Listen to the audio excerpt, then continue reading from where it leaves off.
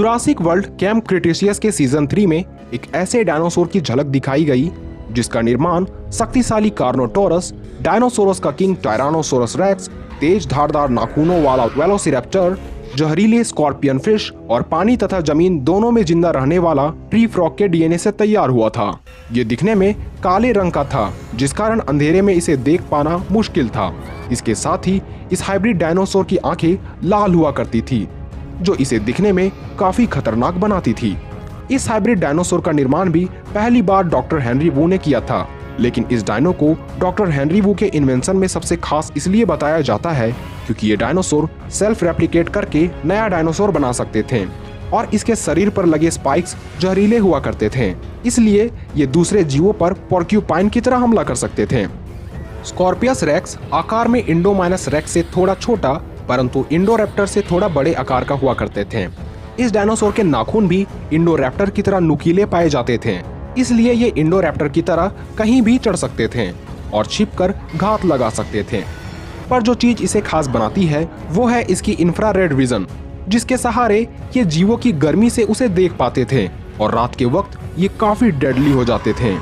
इसलिए इस डायनासोर को इंजन के सीक्रेट टनल में जमा कर कैद कर लिया गया था, पर ये उस कैद से भागने में भी कामयाब हो चुके थे। इसलिए इस डायनासोर को कम आंकना सबसे बड़ी गलती होगी। वहीं इंडोरैप्टर भी डॉक्टर हेनरी वू की नायाब खोजों में से एक था, जिसे हाइब्रिड डायनो का सबसे एजाइल और अक्लमंद शिकारी माना जाता था। इसलिए ये कार्निवोरस डायनासोर को भी अपना शिकार बना लिया करते थे। पर क्या इंडोरैप्टर स्कॉर्पियो रेक्स को मार पाएगा या स्कॉर्पियो रेक्स के हमले को यह सह नहीं पाएगा? तो वीडियो में अंत तक बने रहें और वीडियो को जरा भी स्किप ना करें। स्कॉर्पियस रेक्स का नाम का अर्थ स्कॉर्पियन किंग होता है, जिसका कोड नेम E750 होता है। वहीं इंडोरैप्टर का नाम इसके पेरेंट डीएनए को बताता है, क्योंकि इसका निर्माण इंडोमाइनस रेक्स और वेलोसिरैप्टर के डीएनए से हुआ था। पर इसके नाम का अर्थ कैद नहीं किया जा सकने वाला चोर बताया गया है। अगर दोनों जीवों की अपीयरेंस की बात करें तो इंडोरैप्टर का सिर किसी टीरेक्स की तरह होता था, जिसके आंखों के चारों ओर लाल धब्बे पाए जाते थे, और जहां दूसरे डायनो के मात्र 3 अंगुलियां पाई जाती थी, वहीं इंडोरैप्टर की 4 अंगुलियां पाई जाती थी, जिस पर 3 बड़े और 1 छोटे नाखून पाए जाते थे। वहीं स्कॉर्पियस रेक्स का पूरा शरीर चारकोल ब्लैक रंग का होता था, पर सेल्फ रेप्लिकेट से तैयार हुआ स्कॉर्पियस रेक्स थोड़ा नीले रंग का था, जिसके सिर तथा पूंछ पर जहरीले स्पाइक्स पाए जाते थे। अगर दोनों की आकार की तुलना करें तो एक और जहां स्कॉर्पियस रेक्स 8 से 11 फीट ऊंचा और 26 फीट लंबा पाया जाता था, वहीं इंडोरैप्टर 10 फीट ऊंचा, 24 फीट लंबा और 1 टन भारी हुआ करता था। यानी आकार के मामले में स्कॉर्पियस रेक्स इंडोरैप्टर से थोड़ा आगे पाए जाते थे। वहीं अगर हम बात ड्यूरेबिलिटी की करें तो इस मामले में इंडोरैप्टर को सबसे आगे इसलिए कहा जा सकता है क्योंकि जुरासिक वर्ल्ड में ही जब स्कॉर्पियस रेक्स और फीमेल वेलोसिरैप्टर की लड़ाई हो रही थी तो स्कॉर्पियस रेक्स काफी घायल हो गया था। वहीं इंडोरैप्टर को इस लड़ाई में एक भी खरोच नहीं आई थी, क्योंकि इंडोरैप्टर की त्वचा इंडोमाइनस रेक्स की तरह ही बुलेट प्रूफ थी। वहीं बाइट फोर्स में भी इंडोरैप्टर की आगे होने की संभावना इसलिए है क्योंकि इसमें इंडोमाइनस रेक्स की डीएनए मौजूद थी, और इस बात का सबूत हमें इसी चीज से मिलता है कि इसने एक ही झटके में कैन विथली का हाथ के 2 टुकड़े कर दिए थे, और ऐसा माना जाता है कि इंडोरैप्टर की बाइट फोर्स लगभग 1 टन की पाई जाती थी। वहीं स्कॉर्पियस रेक्स की बाइट फोर्स के बारे में हमें ज्यादा जानकारी नहीं है।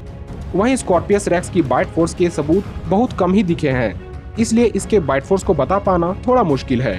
दोनों डायनासोर में सबसे फुर्तीला इंडोरैप्टर को ही माना जाता है, क्योंकि इसकी आकार स्कॉर्पियस रेक्स से थोड़ा कम था और इसकी वजन भी थोड़ी कम पाई जाती थी। साथ ही इंटेलिजेंस में भी इंडोरैप्टर का मुकाबला कर पाना किसी भी डायनो के लिए नामुमकिन है, और इसके सबूत हम कई बार देख चुके हैं।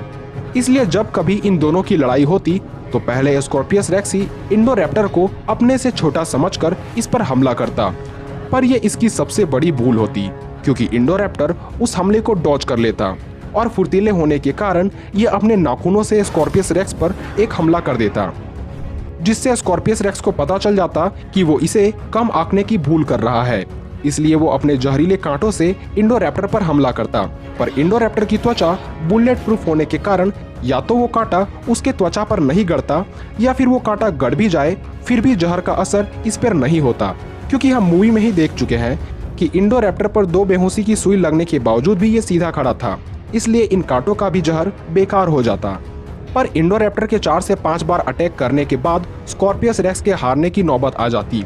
हालांकि लड़ाई अगर अंधेरे में होती तो कुछ भी कहा नहीं जा सकता, क्योंकि रात में स्कॉर्पियस रेक्स लगभग कैमोफ्लाज हो जाता है और ये लगातार इंडोरैप्टर पर कई हमले कर सकता है।